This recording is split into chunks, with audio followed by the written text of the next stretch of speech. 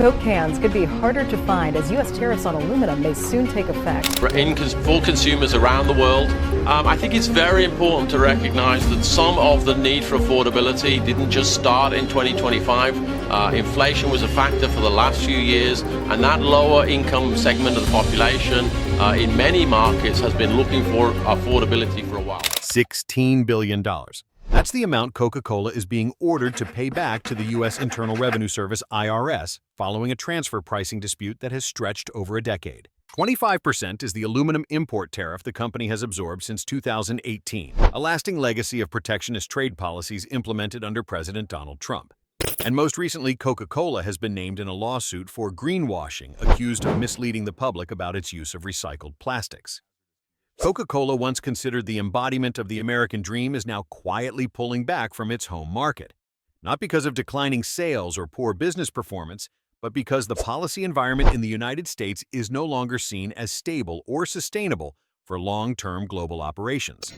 While Coca-Cola has not made any official announcement about leaving the United States, a series of strategic shifts over the past several years strongly suggests the company is undergoing a subtle but deliberate global restructuring, and that the center of gravity may no longer be anchored in the U.S. One of the clearest signs is the gradual downsizing of its corporate and R&D footprint in Atlanta, Georgia, the city that has housed Coca-Cola's global headquarters for over a century. Although still symbolically important, Atlanta is no longer the sole hub for innovation or operational control. The company has reportedly reduced its local workforce and scaled back some research partnerships, including its long-standing collaboration with Emory University, which has been integral to Coca-Cola's public health and sustainability initiatives. Simultaneously, Coca-Cola has expanded research and development centers in Germany and Singapore, indicating a shift toward regions that offer more stable regulatory frameworks and closer proximity to emerging markets. On the production side, manufacturing capacity is increasingly being redirected toward Europe, Southeast Asia, and India.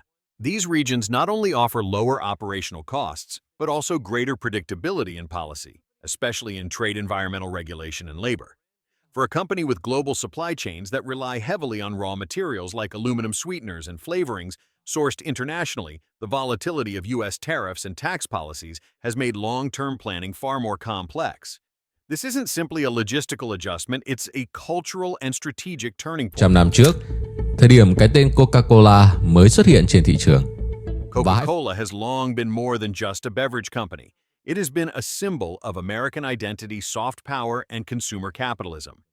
The brand was famously served to U.S. troops during World War II, and has featured in everything from Olympic sponsorships to Cold War diplomacy. That such an institution now appears to be deprioritizing its American base in favor of global flexibility speaks volumes about how dramatically the business environment has shifted. In essence, Coca-Cola's quiet retreat is not about escaping taxes or chasing cheaper labor alone. It reflects a deeper loss of confidence in the U.S. as a stable, investment-friendly environment for long-term global business.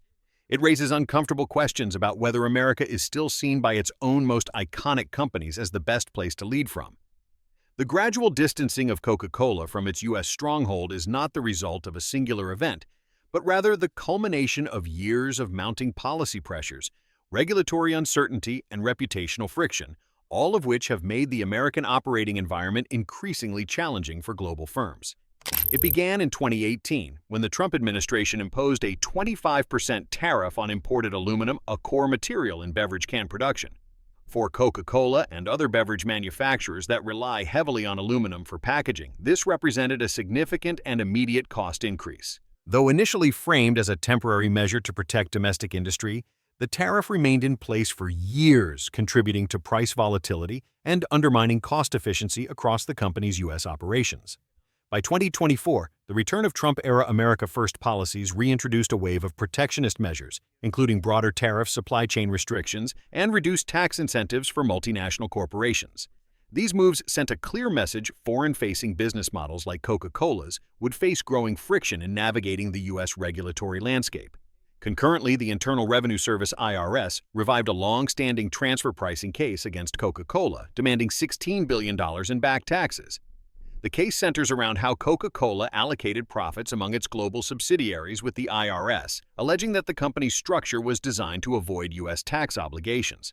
Though the legal dispute dates back over a decade, Its reemergence at such a politically sensitive time has amplified concerns about the weaponization of tax enforcement in an already uncertain business climate.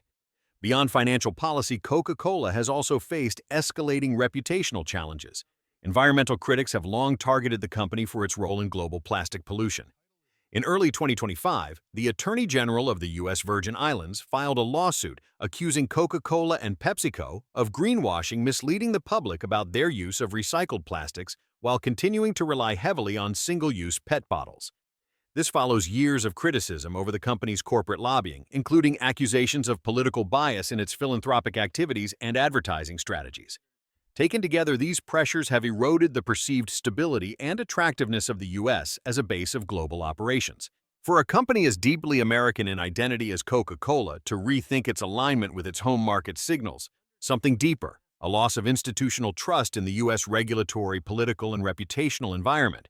The logic of global business has not changed, but the cost of doing it from America has. Rather than confront mounting regulatory and legal challenges head-on in its home market, Coca-Cola has adopted what can best be described as a strategic retreat, quietly redirecting its investment and operational focus toward more stable, growth-oriented regions around the world.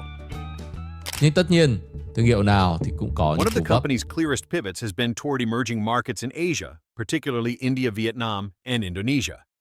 These countries represent some of the fastest-growing soft drink markets globally, thanks to rising middle-class incomes, urbanization, and shifting consumer lifestyles. Coca-Cola has significantly expanded its bottling distribution and marketing operations in these regions, viewing them not only as sources of growth, but also as lower-risk environments in terms of policy volatility and labor costs. Simultaneously, the company is strengthening its manufacturing and supply chain presence in Europe and Turkey regions known for their more predictable regulatory landscapes and strong logistics infrastructure. These markets offer both access to a well-established consumer base and proximity to neighboring high-growth regions in the Middle East and Central Asia. Turkey in particular has become a regional hub for Coca-Cola, benefiting from its strategic location and government incentives to attract foreign investment. These shifts have been reflected in the company's financial structure as well. By the end of Q1 2025, 74% of Coca-Cola's global revenue was generated outside the United States, up from 68% in 2022. This growing reliance on international markets not only underscores Coca-Cola's global orientation, but also reveals an intentional diversification away from its domestic dependency. While this evolution is consistent with long-term trends in global business, the acceleration in recent years points to a conscious risk management strategy in light of increasing unpredictability in the U.S. environment. In essence, Coca-Cola is not simply fleeing from its roots, it is rebalancing its global footprint in line with market realities. The company is following where growth is strongest, regulation is clearer, and political risk is lower. And in doing so, it's quietly repositioning itself as a truly post-American global corporation still headquartered in Atlanta, but no longer as tethered to the American economy or policy environment as it once was. Before we start with the next part, don't forget to subscribe for more breaking news. The consequences of Coca-Cola's strategic global shift are beginning to ripple back home, and American consumers and workers are feeling it.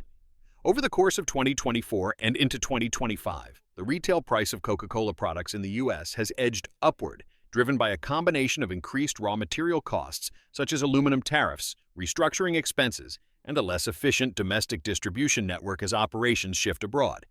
While these price hikes may appear modest on paper, they reflect a deeper recalibration in how Coca-Cola views the U.S. market as a cost center more than a growth engine. Inside the company, there have been noticeable reductions in U.S.-based roles, particularly in research and development, corporate communications, and logistics. While these cuts haven't made front-page headlines, internal reports and local media in cities like Atlanta, home to Coca-Cola's headquarters, have documented steady attrition and the quiet winding down of once vibrant innovation initiatives. These functions are increasingly being redistributed to regional hubs overseas where operations are more closely aligned with market growth and less exposed to domestic legal and regulatory risks. Perhaps most striking, however, is the erosion of public sentiment. For generations, Coca-Cola was more than a beverage. It was a symbol of American culture, optimism, and global leadership. Now, a portion of U.S. consumers sees the company differently. Brand loyalty is fraying, particularly among younger and more politically conscious buyers, some of whom view Coca-Cola's global restructuring and environmental controversies as signs of corporate detachment from American values. Coca-Cola is by necessity and design no longer just America's soda. It has become a fully globalized entity governed not by national identity, but by operational logic and shareholder value. This evolution is not inherently negative. It's consistent with broader trends in multinational business, but it leaves a noticeable cultural gap. A company once seen as an extension of American identity now appears to be pulling away, not out of betrayal, but out of strategic self-preservation in a fractured economic and political landscape. In short, the U.S. is not losing Coca-Cola as a brand. It is losing Coca-Cola as a domestic anchor. And that distinction, though subtle, carries profound implications for how we understand the future of American business leadership in a globalized world. Coca-Cola's gradual retreat from its U.S. base should not be misread as an act of disloyalty. It is not a rebellion against America, but a reflection of how America has changed. According to many economists and business analysts, this move is a logical, even necessary reaction from a multinational corporation operating in an increasingly unpredictable domestic landscape. The United States, once seen as the most reliable partner for global business, has become less stable, less predictable, and more politically volatile.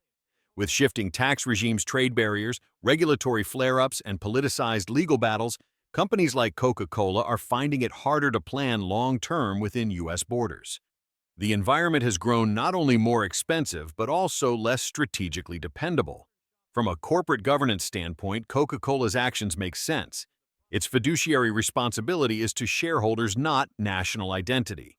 And when that responsibility collides with erratic tax enforcement, fluctuating trade policies, and a contentious political climate, companies will adapt accordingly. Multinationals don't have to stay.